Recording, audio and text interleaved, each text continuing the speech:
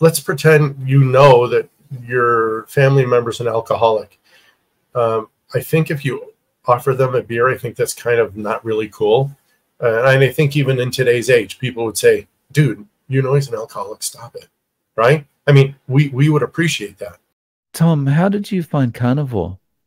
I'm a pianist, and I met up with some friends in Belgium who were learning kind of a historical way to play things a couple of centuries back, Beethoven, Mozart. And I played a Beethoven sonata in Texas on a 9-foot concert grand at Stephen F. Austin University. And I was huge. I was almost 300 pounds. And let's just say that this whole music genre, you think nutrition is polemic. Music gets crazy. So they got real polemic, and somebody called me a big fat whatever. But instead of taking it personally, I looked at myself, yeah, I better do something. I was in my 50s. And I started a channel called From Fat to Fit After 50. And I started to think I was going to use the old DASH diet because I had lost significant amounts of weight with that when I was 30. Just before 9/11 hit, that Monday is when I actually started a diet. I was 276 pounds. In 7 months, I went down to 195 pounds. So the DASH will work if you don't mind being starving and you don't mind doing some exercise and you're 30 years old. All right, cut to I'm 50. In Mexico, we call them licuados. That would be your smoothies. So I would make those smoothies. I would do everything I was supposed to do and stalled. And I went from about 300 pounds to 260-ish. And that's it. I didn't move. About 115 kilos, if I have that right. Or maybe I did get down to 230, 240. And then, believe it or not, one of Dr. Eric Berg's videos pops up and says, keto. I'm like, I've tried every other stupid thing. Why don't I just do this? So I did keto and healthy keto because I always liked Dr. Berg's spin on it. And then something really got me. He said, you don't lose weight to get healthy. You have to get healthy to lose weight. And I'm like, well, that's kind of cool. And while I was doing keto, I noticed, well, shoot, this is just kind of a steak and a salad. And I did that cold turkey, just one day to the next. Took me about 9 days to get over my keto flu. I had pretty severe sugar withdrawals up to dry heaving. I mean, if anyone's ever gotten inebriated and you've been so sick that there's just nothing else to come up. And then I looked that up and it's like, well, that's a drug withdrawal. I'm like, that's crazy. No way. And then I don't remember. Who was it first? It was either Dr. Barry or Dr. Sean Baker. One of those guys popped up and said, carnivore. And I said, okay, lose the salad. Fine. So believe it or not, I'm 1 week shy of 1,200 days on this regimen. So it's 3.5 years. And so I said, okay, I'm going to lose the salad. And there was no transition. So thankfully, from keto to carnivore, there's nothing. You just get rid of the veg. That's it. I had already lost significant weight up until about November. There it is. So I started keto May 17th, 2021. And then I really just wasn't a big fan of the salads anyway. I used to always love meat. And I remember I would just always ask for everybody's meat during Thanksgiving. All I wanted was the turkey leg. I really didn't like fruits and vegetables. And everyone said, you have to eat fruits and vegetables. I said, well, I don't like fruits and vegetables. So, well, you're not getting anything to eat. I'm like, well, I didn't know it then, but it was called fasting. So when you go to your room without any dinner, fine. You know what? I'm a meat eater, sorry. But eventually I acquiesced and ate something. So in November, I decided to say, you know what? I'm going to eat half of a chicken. So I literally had them spatchcock a chicken. I took half of it, baked it up, threw some Frank's hot sauce on it because I'm from Buffalo originally. So we use Frank's hot sauce on chicken. Actually, we use Frank's hot sauce on everything as I remember. And Marie's blue cheese. And I found out that was pretty keto, minus the seed oils. And so that was it. From then on, it was just 8 to 10 eggs a day, and I would prepare myself almost a kilo of meat, 2 pounds, and I would just eat until I was stuffed every single day. What's happened in that time? What's Holy kept you great. going for almost 1,200 days? It's just, I feel great. I mean, I still have this little thing. I guess I'm never going to lose. I don't know. Chickens have it, turkeys have it, that little piece of skin. Just probably never going to get rid of it. But my goodness gracious, there's no inflammation. I can actually stand and like bend my feet up. I wear sandals all the time. So I bend my feet up and I can actually see all the tendons and all the bones. And I'm starting to see like blood vessels appear on my leg muscles. Of course, that's been for almost a year already. Haven't lost any muscle mass whatsoever. I sleep like a rock. And for whatever weird reason, I follow the diurnal, the sun, I forget what they call it. I think diurnal is part of it. What is it? The sun, the phases of the sun. I can't think of it all of a sudden. There's a word. So your sleeping pattern is basically when the sun's up. Exactly. Sun up, I'm up. I haven't used an alarm in 2 years. Because our sun comes up pretty early. We're not really on daylight savings time. We're on central time here, standard. And we're about an hour ahead of the natural sun anyway. But yeah, the sun comes through the window. I'm up, and about 9:30, it's about an hour or two after sunset. I'm tired. I go to sleep. Gone. I used to wake up in the middle of the night like a lot, 3 or 4 times to use the washroom. I used to have horrible GERD. I mean, if anyone's ever literally, you're sleeping and all of a sudden you puke up liquid. Oh, no. And you're just like, well, I'm running to the bathroom because I'm not re-swallowing that thing. And it was like, no way. I reversed like 60 different things that I used to have. Skin conditions. I used to get pimples on my nose constantly. I used to have this quote unquote T-zone. I'm like, there's just no grease anymore. Clothing, the undergarments, like T-shirt under under your collared shirt. Those used to be, they turn yellow. My wife would wash them with sote. She'd hang them in the sun. She would do everything she could. But there's this yellow staining, and I think it was from the yellow seed oils.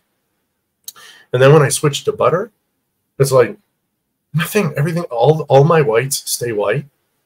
And I mean, I don't mean to get real personal and gross, but I don't have any body odor. There's like nothing. There's no bad breath. I don't even use, and this is going to freak some people out too, but you can blame some dentists that I found. And I really love following a lady named Dr. Sam Bailey. I don't use shampoo in my hair. I wash once a week with baking soda and vinegar. Dr. Barry talked me out of needing soap in the shower. I don't. Obviously, I clean everything off once a day in cold water, as cold as I can get it.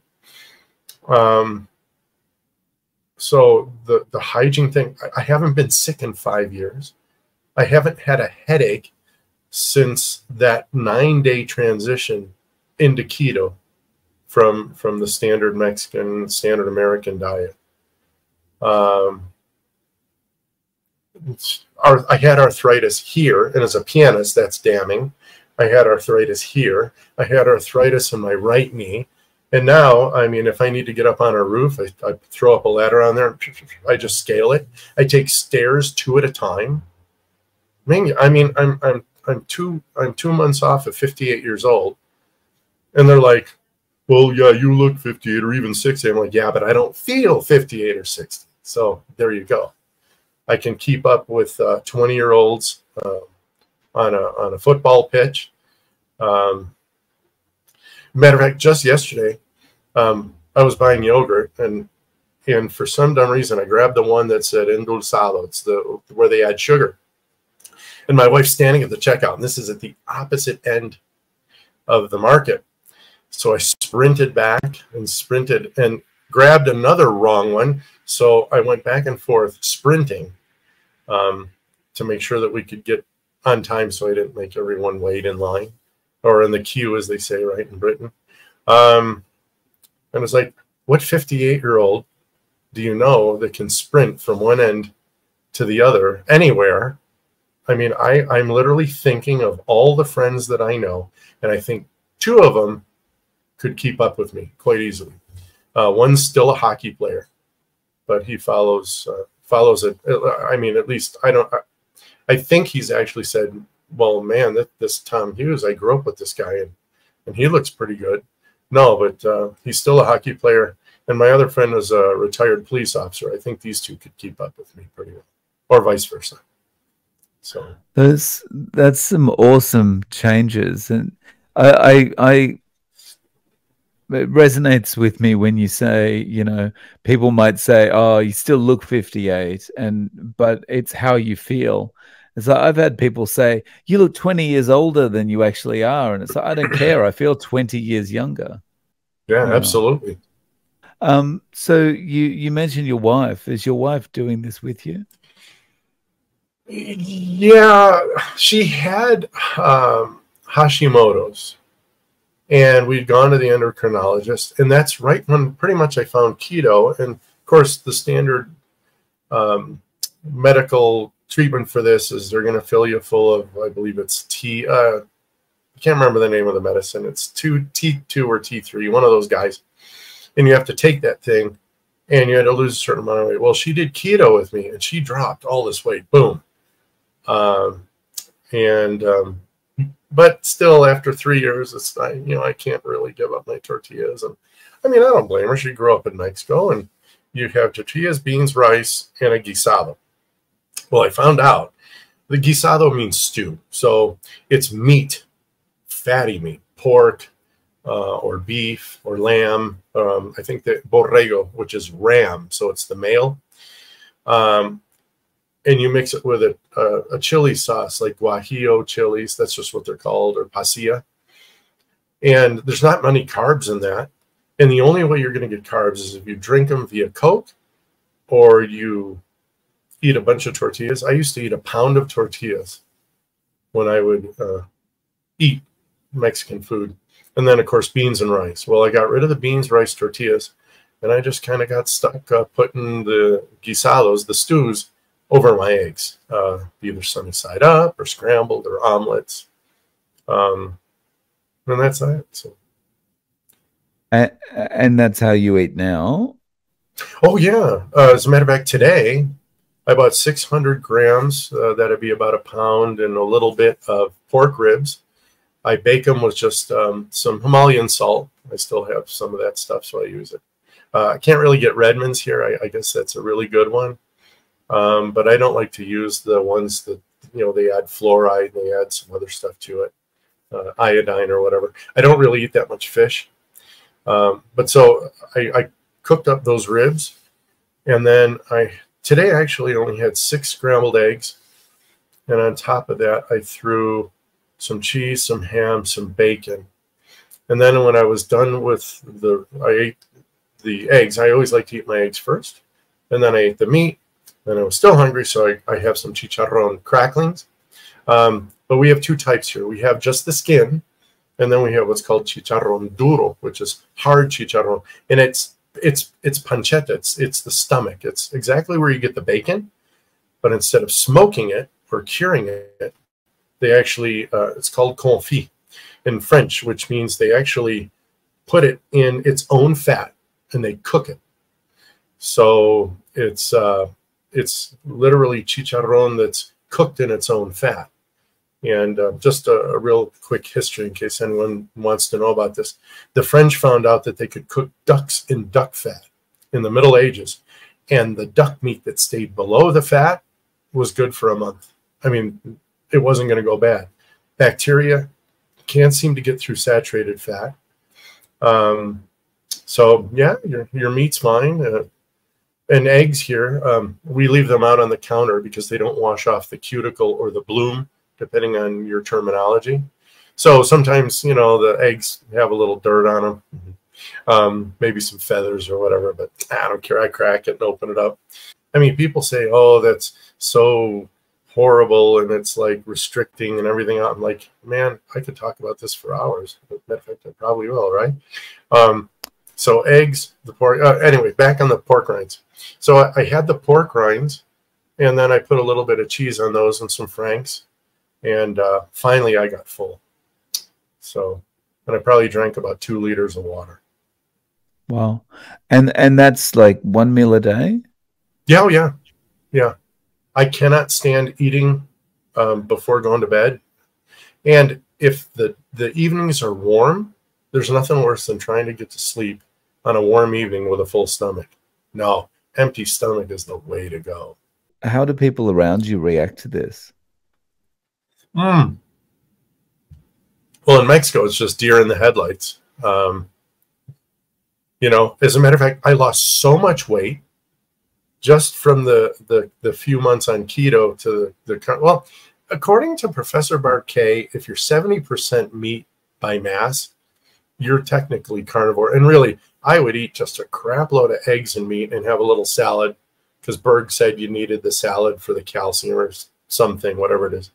But I lost so much weight that people literally came up and said, are you sick? Do you have cancer? I'm like, no, I just don't eat fruits and vegetables. And they're like, you don't eat fruits? No, not really. There is I think in English, guava. Yeah, Spanish is guayaba. We have a tree here that produces the little guava fruits down my street right after the sidewalk. And it's the little fruit are growing right now, but they're going to get succulent and big, and I'll have to fight birds for them because I love guavas. But when I heard that you can eat a fruit locally and in season, that thing only produces for about a month. So for that month, I'll pick the guavas. I actually scrape out the seeds because that's the sweetest part. I normally just eat the rinds because that's where all the flavor is anyway. And I may eat one every other 2-3 days until, you know, the last of them have fallen. And so one of the funny stories, we went to Christmas, and in Mexico, whenever you show up, it's like they offer you food. I'm like, no, thanks. Why? Because I'm not hungry. And then in the morning, it's like, so what do you want for breakfast? I'm like, I don't eat breakfast. You don't want anything, eggs, you know, bacon. You don't want a smoothie. You don't want a licuado or whatever. I'm like, no, thanks. And they just can't get over the fact that you eat once a day. It takes me an hour, hour and a half. I pace myself because normally my wife and I will watch something on TV or whatever while we're eating. And so, yeah, people just, and they look at you funny and they won't believe you. You tell them, look, you know, they're even say, oh, my doctor put me on this and that. I said, you know what, get with your doctor, get prepared to be taken off this and that, and just eat fatty meat and eggs, drink water, and salt your food to taste. And you'll be done with it. Oh, no. Okay. What's the number one thing that keeps you doing this? I feel great. Really, if I decide to eat, I mean, I'm a pizzaiolo. I make pizzas. That's actually, I sell them in the evenings. And some look at me and go, you don't eat them, but you sell them. I said, I used to eat them, and I love them dearly, but I know a lot of people still eat them, so I don't have a problem selling them. This is not a religion I've joined, and I'm not going to send anybody to the fiery furnace if I decide to sell a pizza here and there. But if I overdo, say, like Mexican sweetbreads, they're not as sweet as like pastries in the other Western cultures. They're sweet, but they're not like, like a Spanish word, empalagoso. So we'll go ahead, and if I eat like one of those and I've overdone it, I'll feel kind of like, I mean, I'll actually just feel bad. So every once in a while I do.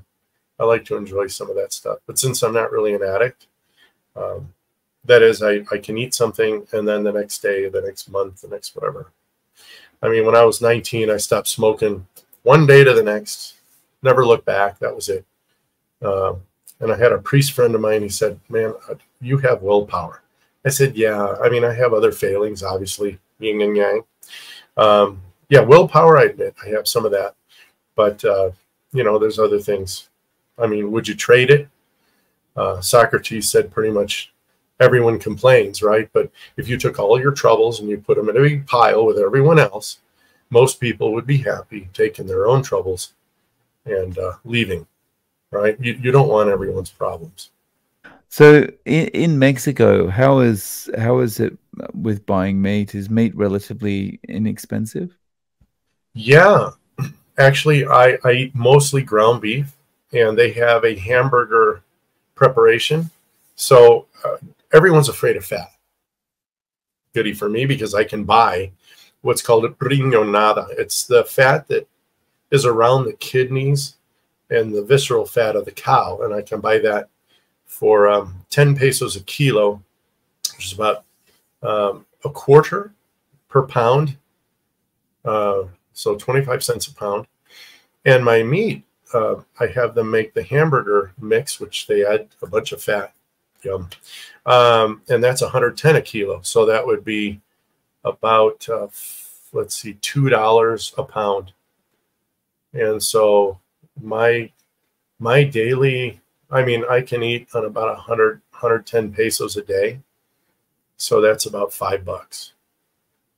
And even though I earn pesos, I mean, we have an English school that I teach at. Like I said, I sell pizzas, and I have an online business that I do. So we stay pretty busy. That's an awesome price. I wish I wish Japan was like that. Yeah. Well, it's all relative. So if you compare it to rent, you know, I may actually wind up paying maybe a little more.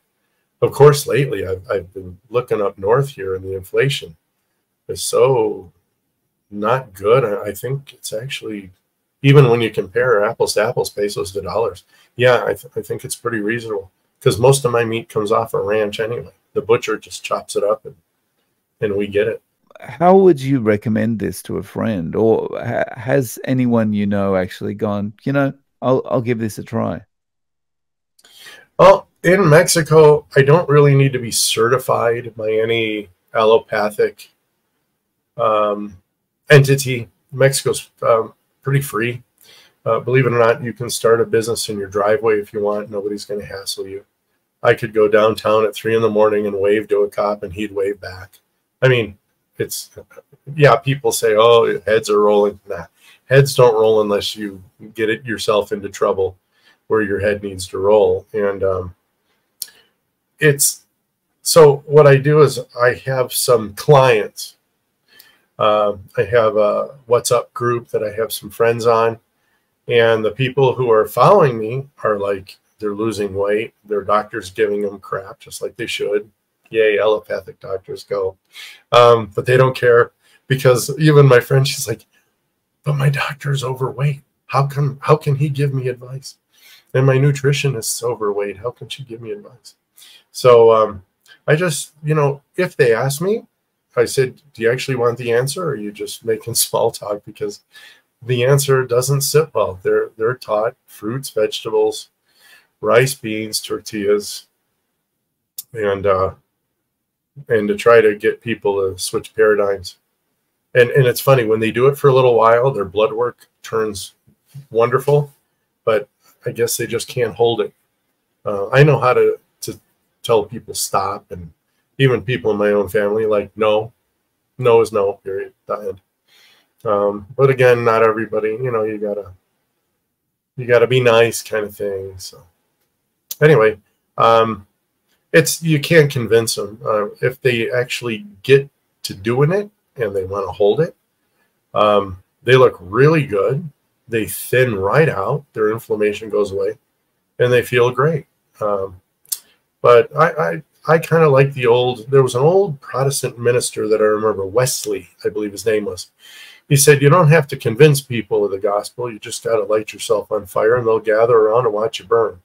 So if I'm not an example after 3.5 years of these people knowing me, not only have I gotten 100 pounds gone, like 17 stone, I think. And I weigh less now than I did in high school, but I have a lot more muscle.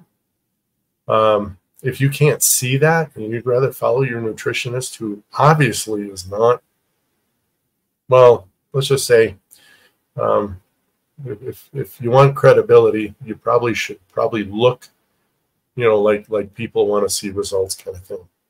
So yeah, I'm not here selling the thing. If they like it, they'll do it. If not. So how would you respond to the criticism that carnivore is restrictive? I like the comment I saw under when you had your video reviewed by Dr. Westman. Somebody said restrictive is being 700 pounds. Restrictive, I mean, I can eat anything I want. There's a difference between wanting to eat something and then choosing to eat something. I've never had a problem eating meat and eggs. I love the things. So for me, it's kind of like, well, I was just made for this. But I understand food addiction is real, and I don't make light of it. And I think along those lines, let's pretend that your family member's an alcoholic. I think if you offer them a beer, I think that's kind of not really cool. And I think even in today's age, people would say, dude, he's an alcoholic, stop it, right? I mean, we would appreciate that. Same thing with a cigarette smoker. Oh, I was an ex-smoker. We're the worst. Don't light up around me. I quit.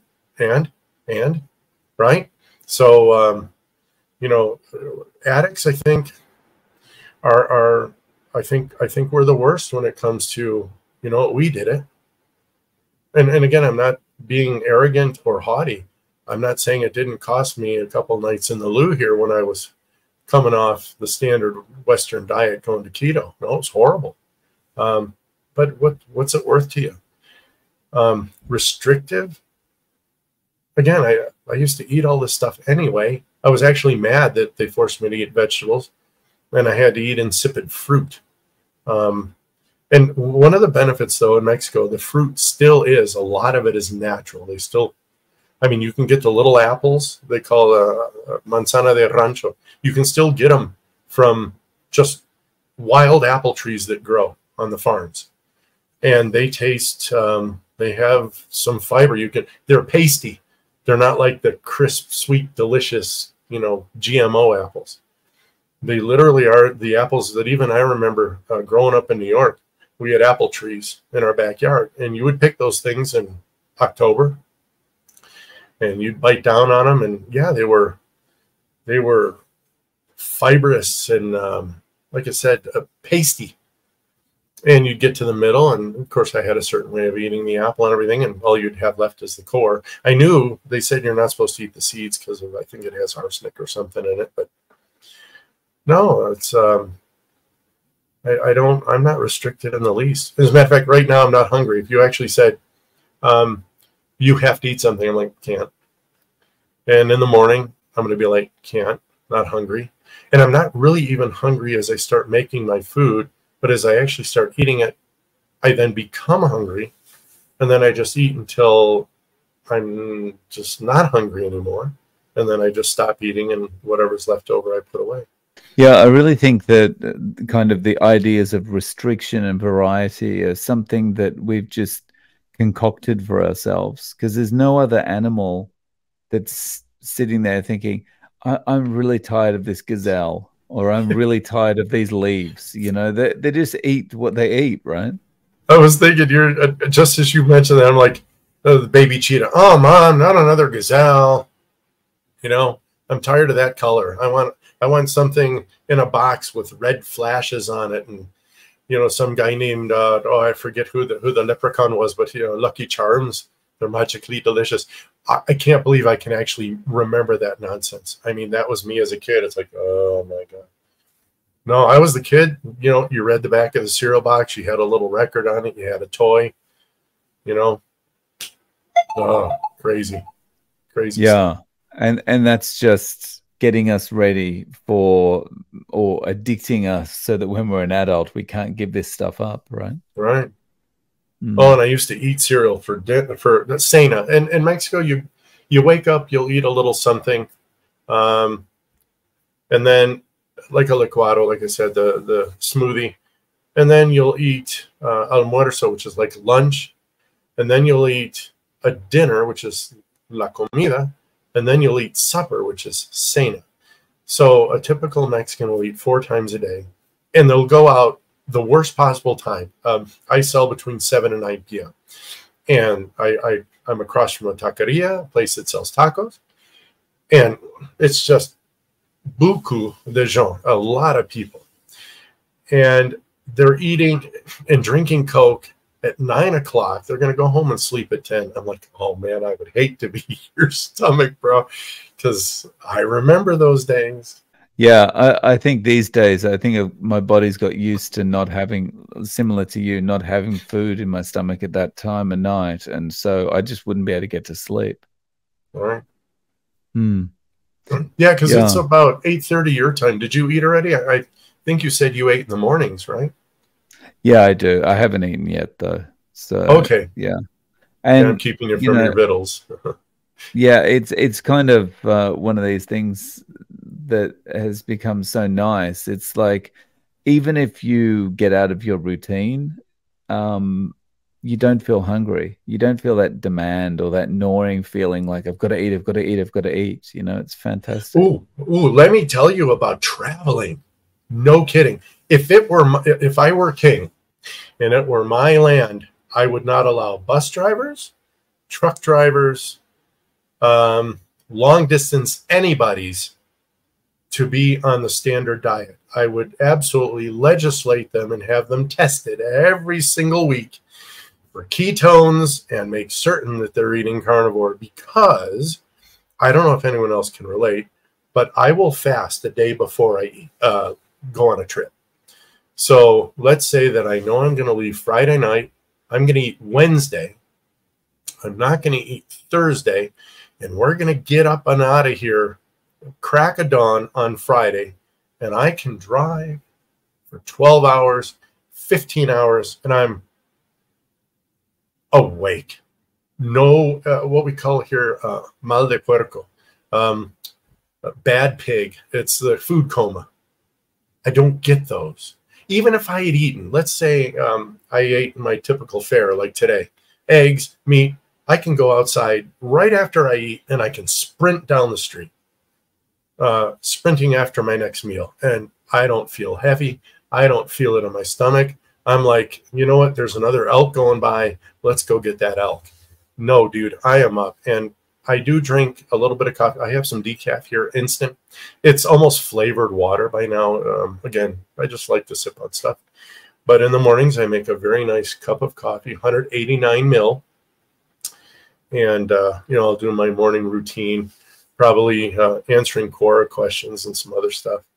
But no, when you're driving and you're fat adapted, even if the sun goes down, it's just something about, well, you know what? Now I guess I'm hunting at night. You can turn off your sleep mechanism. I can literally do that, and I can stay up. If I need to. And then when I get to wherever I have to be, I always break any long fasts with a couple eggs, and then about an hour later, I'll just eat everything I want, and I never have a refeeding problem. So anyway, travel. Yeah, if you guys are traveling and you get fat adapted, you're the guy that's going to make it. You can't talk about the other people. Like the bus drivers always seem overweight. They smoke a lot, and I'm sure they drink a lot of coffee. But So, Tom, do you have any way of reaching out to you? Do you have any social media or anything? yeah, the original channel was Fat to Fit After 5078, and that's the channel that documents I think about 2 years from where I was obese. So if anyone said no way, that didn't really happen, I've logged it. And my actual main channel is at Thomas Hughes 4859. And I'm into everything. Music, sundials, maths, physics. I mean, I'm an English teacher now, a grammarian. I'm still learning French in case English becomes a second language after, all the wars and stuff. No worries. Well, I'll link to those below. Tom, thank you for coming on and sharing your story. I really appreciate your time. Sure. Thank you, Dave.